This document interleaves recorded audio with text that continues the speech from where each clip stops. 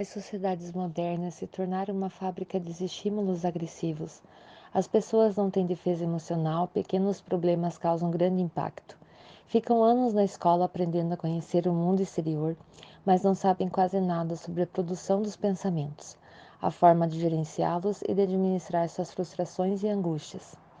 Desconheces que os pensamentos negativos e as emoções tensas são registradas automaticamente na memória e não podem mais ser deletados, apenas reeditados.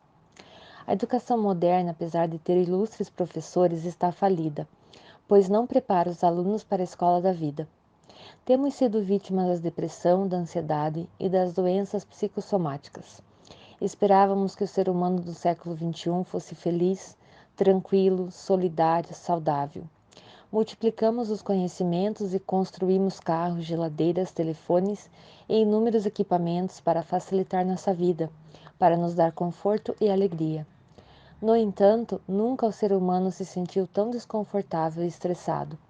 Essas mazelas emocionais, intensificadas nos dias atuais, sempre estiveram presentes em toda a história da humanidade, manchando-a com guerras, discriminações, injustiças e agressões.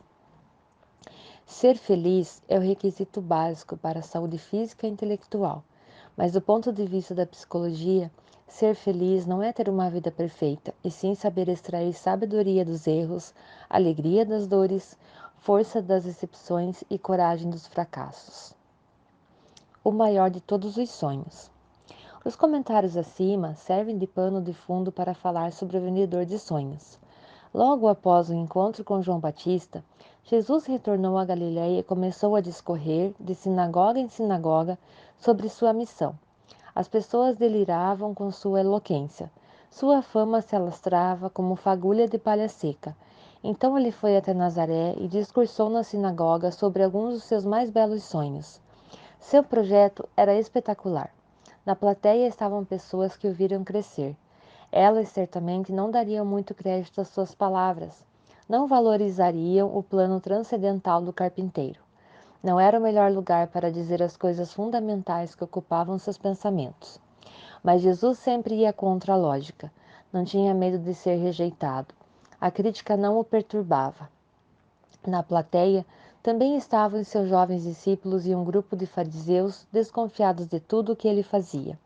Com grande convicção, o mestre elevou a voz e pronunciou palavras que provocaram encanto e surpresa. Disse que estavam nessa terra para proclamar a liberdade aos cativos, restaurar a vista dos cegos e colocar em liberdade os oprimidos. Lucas capítulo 4, versículo 18. Sua real profissão não era ser um carpinteiro, mas um escultor da alma humana, um libertador do cárcere do medo, da ansiedade e do egoísmo. Jesus queria libertar os cativos e os oprimidos. Também queria curar os cegos, não apenas os cegos cujos olhos não veem, mas aqueles cujos corações não enxergam. Os cegos que têm medo de se confrontar com as próprias limitações, que não conseguem questionar o real sentido de vida. Os cegos que são especialistas em julgar e condenar, mas que são incapazes de olhar para suas próprias fragilidades. A plateia ficou chocada. Quem era esse homem que se colocava como carpinteiro da emoção? Não parecia o mesmo menino que tinha crescido nas ruas de Nazaré. Não parecia o adolescente que seguia os passos do pai, nem o homem que suava ao carregar toras pesadas de madeira. Não entenderam que o menino que brincava nas cercanias de Nazaré não apenas era inteligente, mas tinha crescido em sabedoria e se tornara, pouco a pouco, um analista da alma. Não faziam ideia de que o homem que se formara naquela pequena cidade tinha mapeado a personalidade humana como nenhum pesquisador da psicologia e se tornara o mestre dos mestres. Jesus não apenas conheceu nossos erros e defeitos exteriores, mas também analisou o funcionamento da nossa mente e compreendeu como as nossas mazelas psíquicas são produzidas no mais íntimo do nosso ser. Só isso explica porque ele foi tão tolerante com nossas falhas, porque deu a outra face aos seus inimigos, porque nunca deixou de dar chances ao inseguro, porque nunca desistiu de perdoar. Quando Jesus terminou seu discurso na sinagoga de Nazaré, todos ali, instigados pelos fariseus, se enfureceram. Arrastaram-no para fora, querendo matá-lo. Mostraram que eram escravos de seus preconceitos. Não podiam acertar que um carpinteiro tivesse tão grande missão. Mostraram que eram cativos e cegos.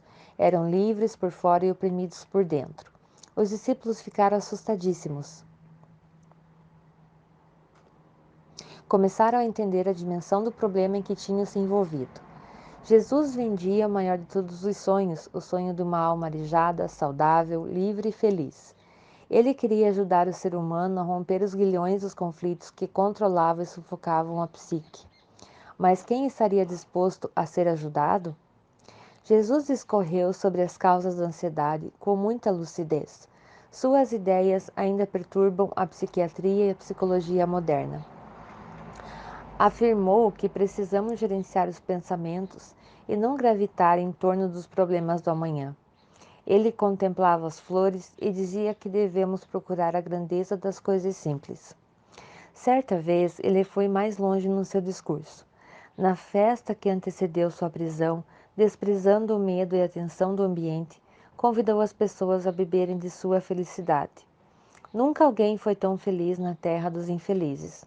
A morte o rodeava e ele homenageava a vida.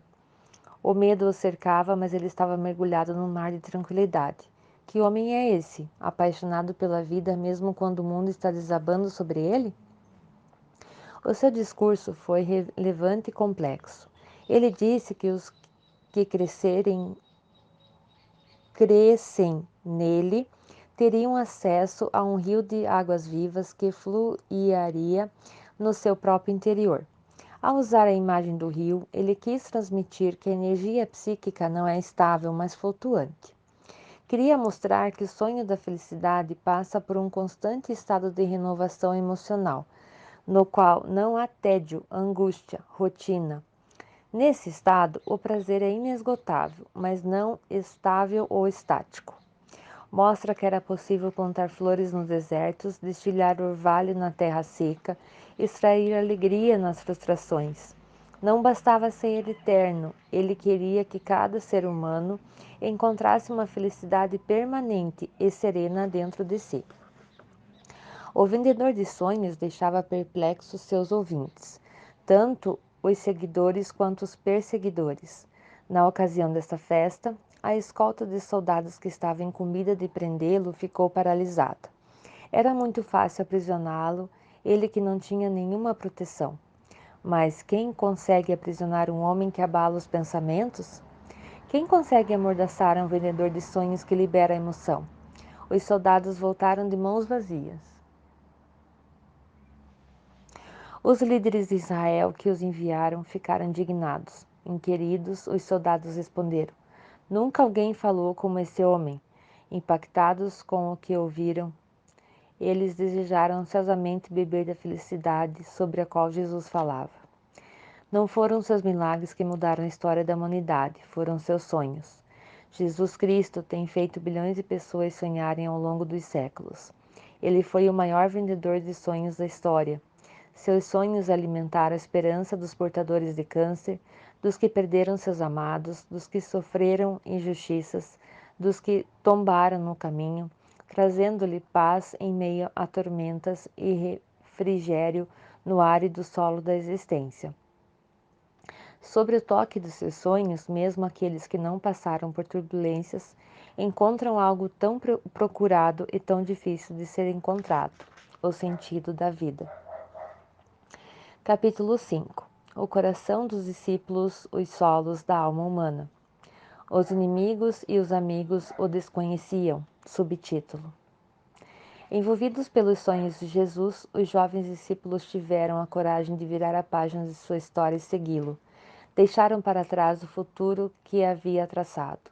Se tivessem ouvido João Batista anunciá-lo, achariam que ele era alguém capaz de arregimentar o maior de todos os exércitos e valer-se de sua força para que o mundo as dobrasse a seus pés.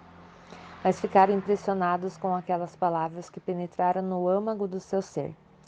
Tudo o que Jesus fazia quebrava os paradigmas e os conceitos estabelecidos. Ele revelava um poder descomunal, mas preferia dar ênfase à sensibilidade. Discursava sobre a eternidade, parecia tão superior a todos, mas tinha a humanidade de curvar aos pés de pessoas simples. Ele preferia a inteligência, a força, a sabedoria ao poder. Quem era ele? Jesus era econômico nas palavras. Nós exageramos no discurso. Falamos em excesso, mas ele era ponderado. Sabia como era difícil para os discípulos compreender seu projeto, suas ideias, seus sonhos.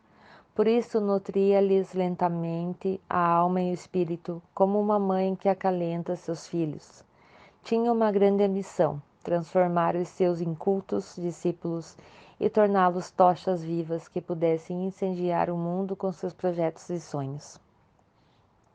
Ele não falava claramente sobre sua personalidade e seus objetivos. Seus inimigos ficavam atordoados com seus gestos, seus amigos fascinados com suas palavras. Inimigos e amigos tinham em mentes inundados de dúvidas. Os inimigos não sabiam a quem perseguiam e os amigos não sabiam a quem seguiam. Só sabiam que era impossível ficar indiferente a ele. A parábola do semeador, o mais excelente educador. Subtítulo: Jesus era um brilhante contador de histórias. Com suas parábolas, o mestre dos mestres conseguia resumir assuntos que poderiam ser discutidos em vários livros. Assim, ele educava os discípulos.